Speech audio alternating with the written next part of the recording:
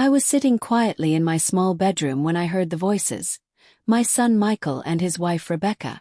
Their whispers came from the living room, just beyond the thin wooden door. I leaned forward, my old knees trembling, trying to make sure I wasn't just imagining things. And then I heard it, clear as day. "If we can get rid of her soon," Rebecca whispered, "we'll finally have that million. We can pay off the debts, buy the house, and live free." Michael's voice followed, low but firm. "I know. She won't last much longer anyway. But we need to move faster. We can't risk losing the inheritance." My heart froze. They were talking about me, plotting my death for my $1 million inheritance. At that very moment, the blood drained from my face. My breath caught in my chest, and my hands shook so violently that my teacup slipped from my lap and shattered on the floor. I clamped my wrinkled hand over my mouth to keep from gasping out loud. The people I loved the most, the child I had raised with tears, sweat, and endless sacrifices, was planning to kill me. But the question is, how? And when? I couldn't move. I couldn't breathe. I felt like the walls of my little home were caving in on me. And that, my dear audience, is how my nightmare began. Before I tell you how it all unfolded, let me first take you back to the beginning of my story so you can understand who I am, what kind of life I've lived, and how everything led up to this terrible moment. But first, where are you watching this story from tonight? I'm curious because this tale of mine is not just about betrayal, it's about life, kindness, and the choices we make when no one is watching. My name is Margaret Williams. I'm 75 years old, born in a small town in Ohio, though I've lived in many places throughout my life. To the world, I'm just an old woman with white hair, wrinkled skin, and shaky hands. But behind these tired eyes, there is a lifetime of love, pain, lessons, and memories. I grew up in a poor home. My father was a factory worker, my mother a seamstress. They taught me something precious. Always give, even when you don't have much. Kindness never runs out. I carried that lesson my entire life, through raising my children, through the heartbreak of losing my husband at 49, and through the lonely years that followed. Michael, my only son, was the light of my world. He was bright, handsome, and full of dreams. I worked 2 jobs to put him through school. I remember the nights I went without food so he could eat. I remember sewing clothes late into the night, whispering prayers over every stitch, asking God to bless his future. And when he grew up, married Rebecca, and started his own family, I thought my sacrifices had been worth it. I thought I had raised a good man. But life has a way of twisting, doesn't it? Rebecca, his wife, was beautiful, with long blonde hair and eyes sharp as glass. But from the very first day, I saw something behind her smile, an ambition that scared me. She wasn't content with simple living. She wanted more: money, status, power. And I, the old woman with a savings account and an inheritance left behind by my late husband's family business, became her target. Still, I showed her kindness. I welcomed her into my home. I cooked her meals. I even gave them money when they were short on bills. Because that's who I am. Believe in giving. But now I see where my kindness has led me. Michael, my sweet boy, had been blinded by her. He wasn't the child I raised anymore. He wasn't the boy who once held my hand and told me he'd take care of me when I grew old. Well, he had turned into something else, something darker. But let me slow down. The day leading up to that horrifying night had been normal, or so I thought. I had gone to church that morning, the little wooden church at the corner of Maple Street, where the choir still sings the old hymns that soothe my heart. Pastor John preached about forgiveness, and I left feeling peaceful, not knowing the storm waiting for me at home. Later I baked an apple pie, my favorite recipe from my mother. The smell of cinnamon filled the air, and I hummed as I worked. Michael and Rebecca had said they'd stop by for dinner. I was glad.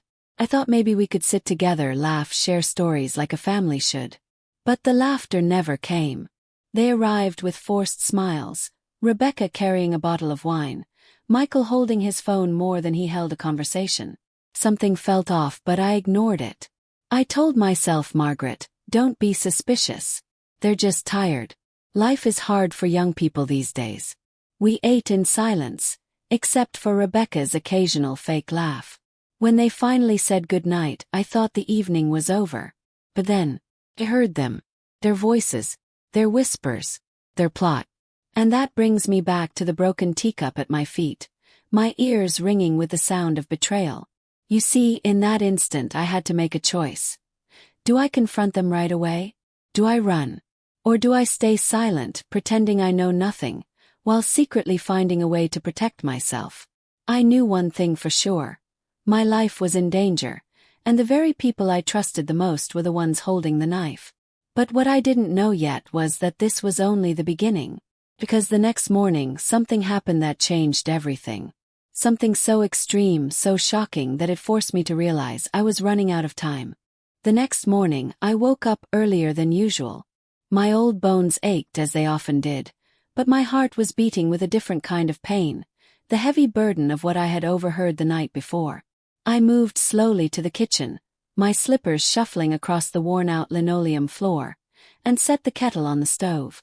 As the water began to boil, I noticed something strange. A white powder lay sprinkled on the counter, just beside my teacup, the same one I had left out the night before after breaking the other. My breath caught in my throat. Carefully, with trembling hands, I leaned closer. The powder was fine, almost like sugar, but it had no smell. My mind raced. Could it be? I quickly opened the window and brushed the powder outside with a rag. My fingers trembled as I held the teacup. Were they trying to poison me? Was last night's whisper not just talk, but a plan already in motion? The kettle whistled, loud and sharp, breaking the silence. I switched it off quickly, afraid the sound might wake Michael and Rebecca, who had stayed the night in the guest room. I placed my hand over my chest, whispering a prayer. Lord, protect me. Give me wisdom. That was the first extreme event of the day. The realization that my life wasn't just in danger sometime in the future, but right now. Still, I needed to stay calm. I couldn't let them know I was aware of their plot. If I panicked, if I showed fear, they might strike faster. So, I went about my morning as if nothing had happened. I made breakfast, scrambled eggs, toast and bacon, just the way Michael liked it. Rebecca came into the kitchen, yawning, her hair in a messy bun. "Morning, Margaret," she said sweetly, almost too sweetly.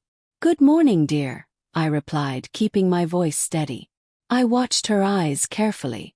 She smiled, but it didn't reach her eyes. They were cold, calculating. Michael came in a few minutes later, scrolling on his phone, barely acknowledging me. I placed the plates on the table, my hands shaking so badly that I nearly dropped one. "Here you go," I said softly, trying to hide my nerves. Rebecca raised an eyebrow. "Aren't you eating?" I forced a smile. "Oh, I already had some tea earlier. I'm full." That was a lie.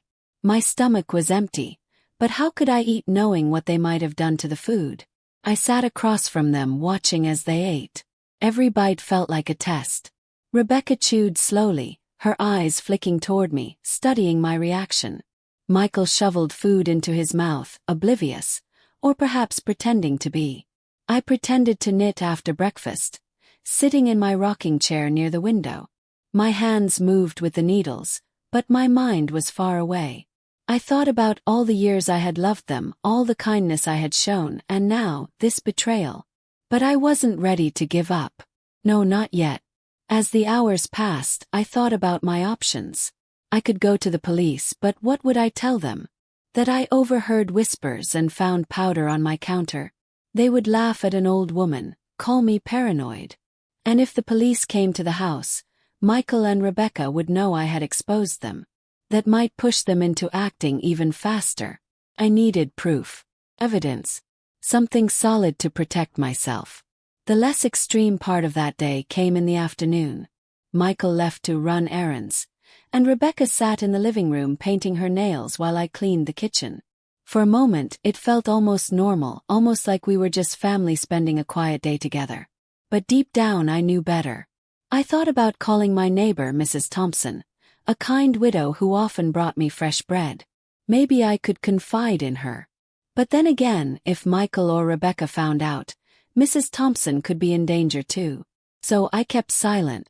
By evening the house grew still. Michael and Rebecca retreated to the guest room. I sat in my bedroom, the lights dim, listening. My heart thudded with every sound, every creak of the old house. And then it happened, the next extreme event. I heard footsteps outside my door. Low, careful, deliberate. I held my breath. The doorknob turned ever so slightly, as though someone was testing if it was locked. I froze, clutching the blanket up to my chin. The knob jiggled again, this time harder. Then a whisper, low and chilling. "She's still awake." My blood turned cold. Who was it? Michael. Rebecca. Both. The knob stopped moving, and the footsteps retreated. But I knew, without a shadow of a doubt, that they weren't done. They were waiting for the right moment. And I had to find a way to survive the night. The house was quiet, too quiet, after the footsteps retreated from my door. I sat frozen, my back pressed against the headboard, listening to the silence stretch into the night. My heart wouldn't stop pounding, and every creak of the floorboards made my breath catch. I whispered to myself, "Margaret, you can't sleep. Not tonight." So I stayed awake, my eyes fixed on the door, waiting for something, anything. Hours crawled by. Midnight came and went. The only sound was the ticking of the old clock in the hallway. Then, just as my eyelids began to grow heavy, I heard it. Another noise. This time from the kitchen. The sound of metal clinking. I slid out of bed as quietly as my old joints would allow, grabbed the flashlight I kept in my nightstand, and tiptoed across the creaky floor. I opened my door slowly, praying it wouldn't squeal, and peeked into the hallway. The glow of the refrigerator light spilled faintly into the dark kitchen. I moved closer. There, standing by the counter, was Rebecca. She didn't see me. She was holding one of my sharp kitchen knives, turning it over in her hand slowly, like she was studying it. The sight of her standing there in the dark, with that cold look in her eyes, made my skin crawl. My first instinct was to run back to my room, but my legs felt glued to the floor. Rebecca finally set the knife down, closed the fridge, and walked back to the guest room. I stood there in the dark, trembling, knowing what I had just seen was no accident. That knife wasn't meant for cutting bread. That was the extreme event of the night. When morning finally came, the sunlight felt like a blessing. I sat at the kitchen table with a steaming cup of tea, though my hands were still shaky. Michael walked in first, his hair messy, his eyes red from lack of sleep. "Morning, Mom," he muttered, grabbing a mug. "Good morning," I replied, forcing my voice to sound calm. Rebecca followed soon after, all smiles, like nothing had happened. "Did you sleep well, Margaret?" she asked sweetly. I met her gaze and answered, "As well as one can at my age." Her eyes narrowed just slightly, a flicker of something dark crossing her face before she smiled again. I spent the day pretending everything was normal. I worked in my small garden, pulling weeds and watering my roses. Gardening always brought me peace, reminded me that life could still be beautiful even when surrounded by weeds. I thought about kindness, about how much of it I had given, and how cruel it felt that the very people I had given the most to were the ones trying to hurt me. Still I prayed. I prayed for Michael to open his eyes. I prayed for Rebecca's heart to soften. And I prayed for strength to protect myself. That afternoon, Mrs. Thompson, my neighbor, stopped by with a loaf of warm bread. She smiled as she handed it to me, saying, "You look tired, Margaret. Everything all right?" I almost told her. The words were on the tip of my tongue. But then I glanced toward the window, where I could see Rebecca watching us from inside the house. Her eyes were like daggers. So I forced a smile and said, "Just a little restless, that's all. Thank you for the bread." Mrs. Thompson patted my arm gently. "You know where I am if you need anything." I nodded, but my heart sank. I couldn't drag her into this. Not yet. That was the calmer part of the day. For a brief moment, I felt the warmth of friendship, the comfort of knowing at least one person in the world cared for me without expecting anything in return. But as the sun began to set, the house grew tense again. Michael and Rebecca whispered often, their voices hushed but urgent. I caught bits and pieces. Tonight, money. No turning back. I pretended to watch television, but my ears strained to catch every word. And then came the new extreme event, the one that made my blood run cold. That night, just as I was about to retreat to my room, Michael stepped into the hallway, blocking my path. His face was pale, his eyes dark. Rebecca stood behind him, her arms crossed. "Mom," Michael said softly, almost too softly. "We need to talk." Something in his tone made my stomach twist. I looked from him to Rebecca, whose smile was as sharp as the knife I had seen in her hand the night before. My heart pounded. I knew this talk wasn't going to be just words. Michael stood in the hallway, his shoulders stiff, his face unreadable. Rebecca hovered just behind him, her lips curled into that too-perfect smile, the one that always felt like a mask. "Mom," Michael said, lowering his voice. "We need to talk." My throat tightened. I glanced at Rebecca, then back at him. "All right," I whispered, trying to sound calm, though inside my chest my heart was beating like a drum. He gestured toward the living room. "Sit down." I obeyed, my knees creaking as I lowered myself onto the couch. The lamp's warm glow lit the room, but it didn't feel warm. It felt like an interrogation chamber. Rebecca sat across from me, her legs crossed, her eyes fixed on me like a hawk circling prey. Michael sat beside her, leaning forward with his elbows on his knees. "Mom," he began, his voice softer now. "You know we love you." My lips twitched. "Do you?" "But," Rebecca cut in sharply, "we're struggling. We're drowning in debt, Margaret. And while you sit here with your inheritance locked away, we're suffocating. It isn't fair." I swallowed hard. My fingers twisted together in my lap. Rebecca leaned closer, her voice a cold whisper. "You're 75. You've lived your life. Don't you think it's time to let go and give us a chance?" The words hit me like a slap. She wasn't asking for help. She was asking me to die. Michael avoided my eyes, staring at the floor instead. His silence spoke louder than any words. I forced a small smile, though my insides were shaking. "Rebecca, Michael, I understand you're struggling, and I've always helped when I could. But my life is not over. I still wake up every morning with breath in my lungs and hope in my heart. You'll get through this. We'll find another way." Rebecca's smile disappeared, replaced with a glare so sharp it could cut glass. "Another way," she hissed. "There is no other way."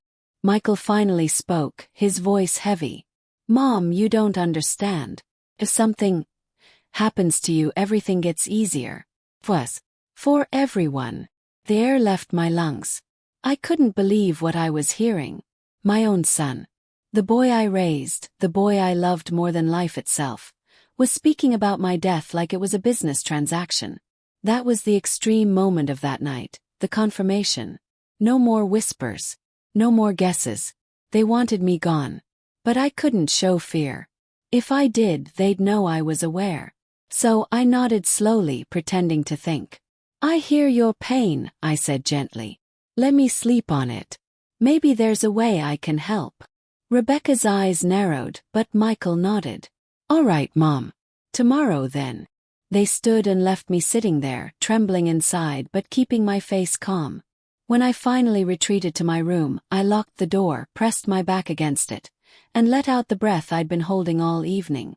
My chest ached with the weight of betrayal, but my mind raced with survival. The next day brought a false calm. Rebecca left early to shop, and Michael spent the morning fixing something in the garage. I took the chance to write in my journal, detailing everything I'd heard and seen. The whispers, the powder on the counter, Rebecca with the knife, their confrontation in the living room. If anything happened to me, I wanted the truth to be found. For a brief moment that afternoon, I found peace sitting by the window with my knitting. The sun was warm on my face, and the birds outside chirped happily, oblivious to the storm brewing inside my home. I whispered a prayer, asking God to give me strength, wisdom, and maybe, just maybe, a miracle. That was the calm part of the day. But peace never lasts long in a house filled with danger. That evening, just as I was about to prepare dinner, I opened the refrigerator and froze. Inside, on the middle shelf, was a glass of milk. My milk. But this time I saw it clearly. White powder settled at the bottom, swirling slightly in the liquid. My hands shook so badly I nearly dropped the glass. They weren't hiding it anymore. They were going to kill me tonight. I stood there frozen, the refrigerator door wide open, the glass of milk glowing under the light like a death sentence. The powder at the bottom swirled lazily, mocking me. My hand trembled so badly I had to set the glass back before it slipped from my grip. For a moment, the world felt like it had tilted. My own son, my Michael, and his wife were no longer just whispering threats. They were acting. That milk wasn't a warning. It was an attempt to erase me. My breath came in shallow gasps. My knees weakened until I had to grip the counter just to stay standing. I whispered, barely audible, "Lord, don't let me fall apart." That was the extreme event. Proof, cold, undeniable proof, that my death was no longer just a plan. It was in motion. I quickly closed the refrigerator and leaned against the wall, trying to steady my thoughts. If I poured the milk out, they would know I suspected them. If I drank it, I would die. If I pretended nothing was wrong, maybe, just maybe, I could buy more time. So I made a decision. I would leave the milk where it was. And when they asked me to drink it, I would have to act. The rest of the afternoon passed in eerie quiet. I worked slowly around the house, folding laundry, dusting shelves, watering my plants. From the outside, it might have looked like any normal day in an old woman's life. But inside, my mind was racing. I thought about Michael as a little boy. His soft brown hair. The way he used to curl into my lap when thunderstorms scared him. The way he cried when he broke his toy truck and I sat up all night fixing it. How had that little boy grown into a man capable of this? The calmer part of the day came when I sat in my garden again. The roses were blooming, red, pink, yellow, each one a burst of life against the green. I pressed my hand against my chest, feeling the steady beat of my old heart, and whispered, "You're still alive, Margaret. They haven't won yet." I remembered my parents' words about kindness. Always give, even when you don't have much. Kindness never runs out. But now I wondered, had my kindness been wasted? Had it made me weak? Or had it made me strong enough to survive this nightmare? Evening crept in, and my fears returned. Rebecca came home with grocery bags, humming to herself. Michael followed later, smelling of oil from the garage. They acted normal, but I could feel the tension in the air, thick and heavy like smoke before a fire. After dinner, Rebecca pulled the milk from the fridge and poured a tall glass. She slid it across the table toward me. "Here you go, Margaret," she said sweetly. "You need your strength." My throat went dry. My hands trembled under the table. Michael watched me carefully, his eyes unreadable. I forced a shaky smile. "Thank you, dear," I said softly, wrapping my fingers around the glass. The liquid swayed inside, the powder hidden at the bottom like a snake in the grass. I lifted it slowly, my heart pounding so loudly I thought they could hear it. And then, just as the glass touched my lips, there was a sudden sharp knock at the front door. The sound startled all three of us. Rebecca froze. Michael frowned. The knock came again, louder this time. Who could it be? This hour. And why now, at the very moment they tried to end me? The knock at the door echoed through the house, loud and urgent. My hand froze midair, the glass of poisoned milk still hovering near my lips. My heart jumped, and for a split second I thought maybe, just maybe, God had sent me a miracle. Rebecca's smile slipped. She shot Michael a sharp glance, her fingers tightening around the edge of the table. Michael muttered, "Who could that be this late?" The knock came again, harder this time. "I'll get it," I said quickly, setting the glass down before they could object. My legs trembled as I stood, but adrenaline pushed me forward. I opened the door slowly, the night air rushing in cool against my face. There stood Officer Daniels, the young policeman who often patrolled our neighborhood. His flashlight was in one hand, his cap tilted slightly on his head. He smiled politely. "Evening, Mrs. Williams. Sorry to bother you so late. We're just checking in. There was a break-in reported a few streets down, and we're making sure all the residents are safe. For a moment, I nearly collapsed with relief. A policeman at my door, at the very moment my children were plotting my death. "Oh, thank you, officer," I said, my voice shaky. "Everything's fine here." Rebecca appeared behind me, her tone overly sweet. "Yes, thank you, officer. We're all safe." Michael stood back, his arms crossed, his jaw tight. Daniels looked at me a moment longer, as if sensing something wasn't right. "If you need anything, Mrs. Williams, don't hesitate to call the station." He handed me a small card with his number on it. "I will," I whispered, clutching it tightly.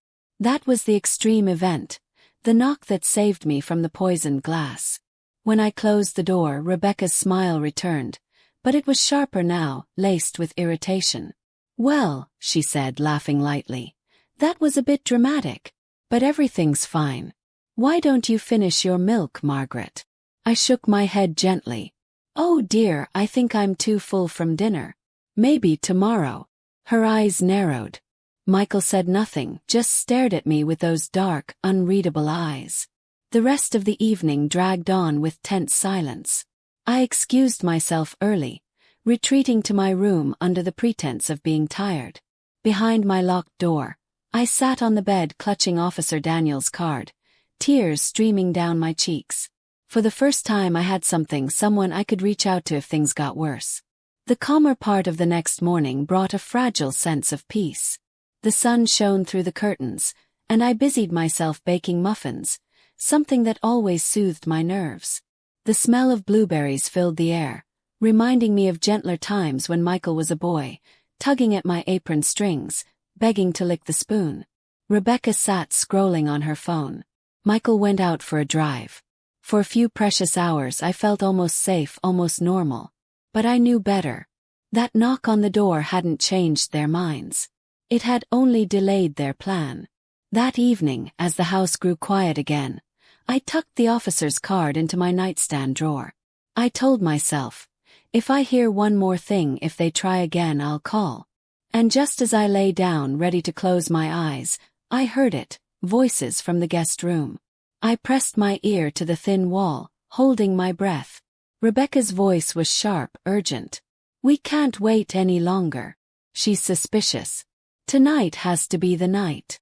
Michael's voice followed, low and steady. "Fine. But no mistakes this time." My body went cold. I realized tonight they were coming for me. The house was silent, too silent, as the words I had just overheard burned into my ears. Tonight has to be the night. My heart thudded painfully, echoing in my chest. I pressed my back against the wall, closing my eyes as tears slipped down my cheeks. My own son, the baby I had carried for 9 months, rocked to sleep in my arms, prayed over for years, was planning to kill me before dawn. I had 2 choices: wait for them to strike or prepare. Chose to prepare. I moved quickly but carefully, gathering what I could. My old hands shook as I pulled a small bag from the closet and tucked in essentials. My wallet, the deed papers, my journal with every note of their whispers and threats, and Officer Daniels' card. I slipped the bag under my bed, just in case I had to flee. Then I sat in my rocking chair, a knitting needle clutched tight in my hand like a weapon. My breathing slowed, steady and shallow as I waited. The clock ticked. Minutes turned to hours. Midnight crept in. The wind howled softly outside, rattling the shutters. And then it began. The guest room door creaked open. Footsteps echoed softly down the hall. Low, careful, deliberate. My doorknob rattled once. Rebecca's whisper slithered through the dark. "Is it locked?" "Yes," Michael muttered.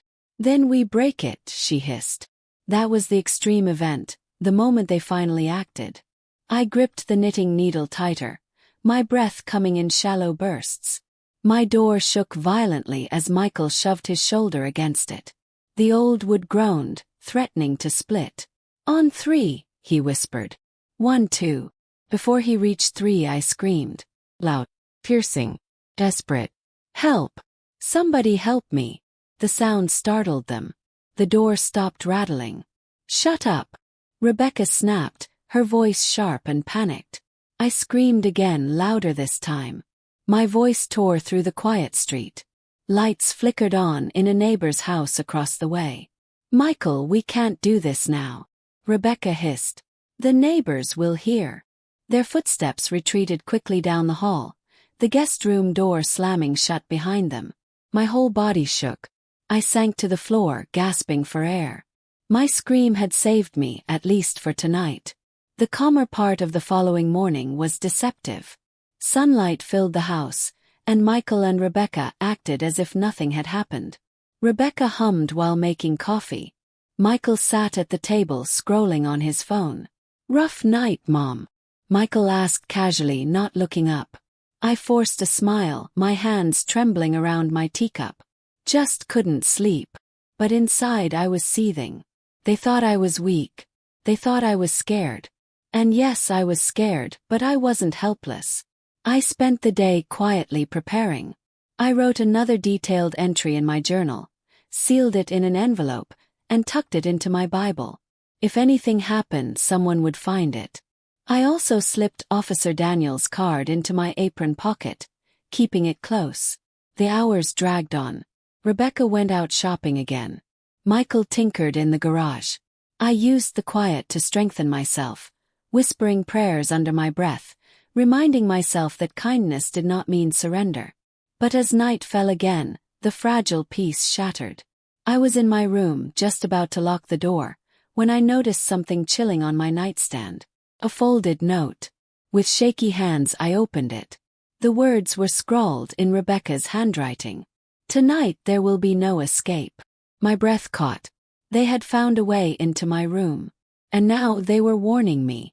The note slipped from my trembling hands and fluttered onto the floor like a snake shedding its skin. "Tonight there will be no escape." The words haunted me, crawling up my spine and freezing my blood. My knees buckled as I leaned against the wall, staring at the door that separated me from them.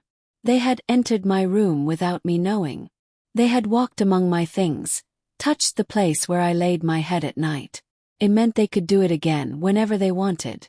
I bent down slowly, picked up the note, and slid it into my Bible next to the journal entry. My heart raced as I realized this was no longer a matter of if. It was when. I needed to outthink them. Instead of locking my door, I left it slightly ajar that evening.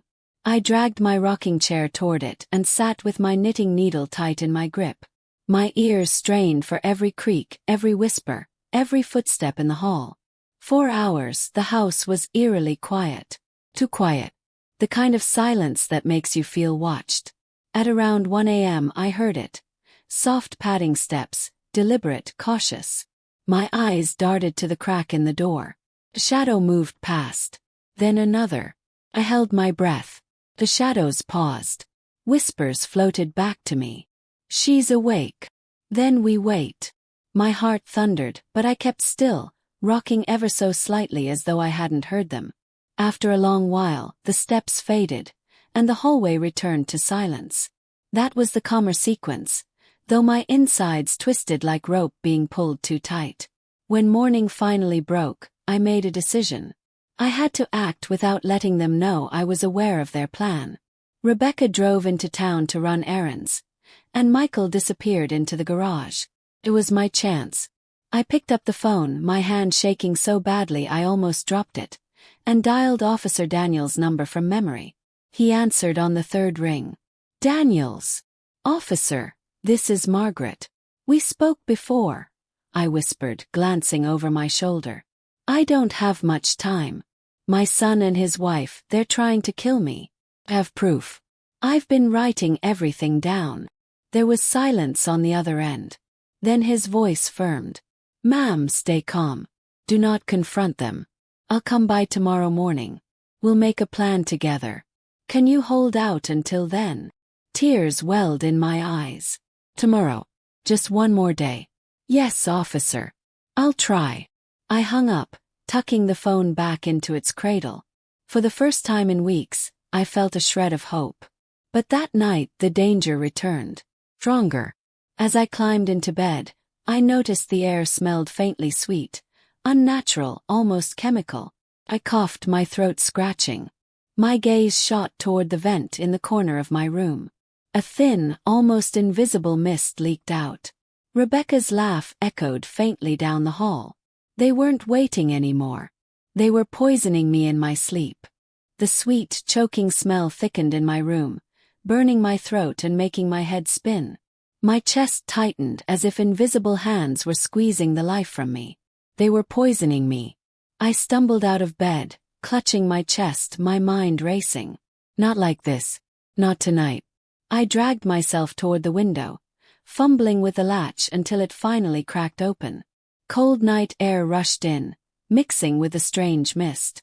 I leaned halfway out, gulping it like water, coughing hard. From the hallway came Rebecca's voice, low and mocking. She should be asleep by now. My body froze. They were listening, watching. I grabbed the small fan I kept on my dresser for hot nights and shoved it toward the vent. The mist blew back into the hallway, and for a brief moment, I heard Rebecca cough sharply. Michael! She's not. Her words cut off. I didn't wait to hear more. I clutched my Bible with the hidden notes and my small bag of essentials, slipping quietly out through the window into the night. My bare feet touched the cold grass, and I ran faster than my 75-year-old legs had in years. The neighborhood was still, most houses dark, but I forced myself toward Mrs. Klein's porch across the street. She was a light sleeper. I tapped on her window, tears streaking my face. When she pulled back the curtain and saw me, hair disheveled, nightgown torn, gasping for air, she hurried to unlock her door. Margaret, dear Lord, what happened? I clung to her arm. Please don't let them see me. Don't tell them I'm here. That was the calmer moment, the safe haven. Least for now. Mrs. Klein, shocked but kind, guided me inside. She gave me a blanket, sat me down with a glass of water, and dialed the police. But when she pressed the phone to her ear, the line crackled, then went dead. The phone's not working, she whispered. That's strange. A heavy knock thundered on her front door. Then another. Margaret! Michael's voice rang out, too cheerful, too forced. Mom! Are you in there? You've got us all worried. Mrs. Klein's face turned pale. I shook my head violently, begging her not to answer. Then Rebecca's voice sliced through the night, dripping with false sweetness. Mrs. Klein, we saw her run this way. Open the door, please. We just want to make sure she's safe. The knocking grew louder, harder. And then, glass shattered at the back of the house. They weren't going to knock anymore. They were coming in. The sound of shattering glass ripped through Mrs. Klein's kitchen. My heart leapt into my throat. Rebecca's laughter floated in like poison, light and cruel. She can't hide forever. Mrs. Klein gripped my hand so tightly her knuckles turned white. Margaret, we need to get upstairs. Now. We hurried up the creaking steps, my old legs trembling, each sound echoing like a gunshot in the silence. I clutched my Bible tight against my chest, praying under my breath. Lord, protect us. Please protect us. Downstairs, footsteps crunched over broken glass. Michael's voice rang out. Mom, you're making this harder than it has to be. Rebecca hissed. Check the rooms. She's here somewhere. My breathing grew ragged, my body begging me to collapse, but I forced myself to stay upright. Not now. Not when freedom was so close. Mrs. Klein pushed me into her attic and shut the trapdoor, whispering, Stay hidden. In the darkness of the attic, I pressed myself against dusty boxes, the smell of old cedar and mothballs filling my nose. The floorboards groaned below as they searched room by room. That was the extreme moment. Hunted like an animal in a place that once felt safe. Then came the calmer sequence, though my nerves still burned raw. As I crouched in the shadows, I thought of my life, the long years I had worked to raise Michael, the nights I stayed awake while he had fevers, the prayers I whispered over his bed. I thought of how kindness had carried me through loss, how empathy had guided me when bitterness could have swallowed me whole. And here I was, 75, hunted by the child I loved most. But I wasn't powerless. I pulled out Officer Daniels' card from my apron pocket. My shaking fingers dialed his number on Mrs. Klein's old cell phone she had left in the attic trunk. To my relief, a faint signal blinked in. "Daniels," came his voice. "Officer, they're here. In the house. Please hurry." He didn't hesitate. "Stay quiet. Stay hidden. I'm coming with backup." I tucked the phone close to me, my pulse pounding. "Below," Rebecca shrieked. "She's upstairs." I heard her. Footsteps thundered up the staircase. The trapdoor rattled. Once. Then it cracked open. Michael's face appeared, shadowed in the dim light. His eyes wild. "Mom," he whispered, almost tender. "Come down. You're making things worse." I gripped the knitting needle I had carried all along, raising it like a sword. My voice, though shaking, came out firm. "Not one step closer, Michael. Not one." For a heartbeat, he froze, staring at me, not as his mother but as his prey.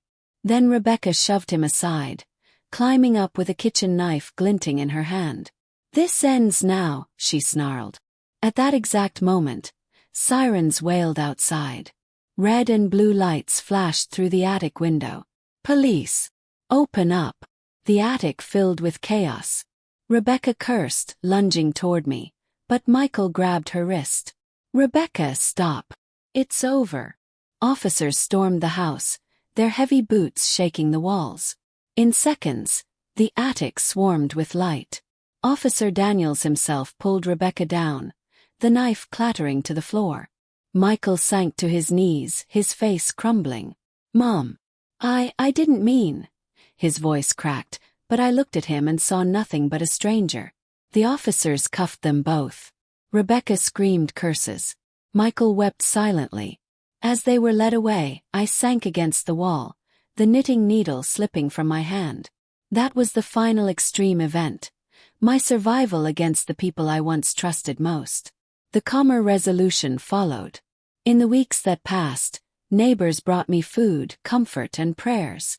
Mrs. Klein stayed close, never letting me spend a night alone until I felt safe again. Officer Daniels visited often, assuring me justice would be served. Michael and Rebecca were charged not only with attempted murder, but with conspiracy for my inheritance. Through it all, I held on to my faith and my journal. The entries, full of fear and pain, became proof of what I had endured. And yet, I chose not to let hatred consume me. I remembered kindness, even if it was not returned. I remembered empathy, even if mine was betrayed. Because bitterness would only kill me faster than any poison could. I lived. And as long as I lived, my story would be a reminder. Not all battles are fought with fists or guns. Some are fought with faith, courage, and the strength to scream when silence would mean death. And so, at 75 years old, I remained in my little house, the same home that once felt cursed by betrayal, but now felt blessed with survival. The inheritance remained mine. But more than money, I held something far greater. Freedom. Life.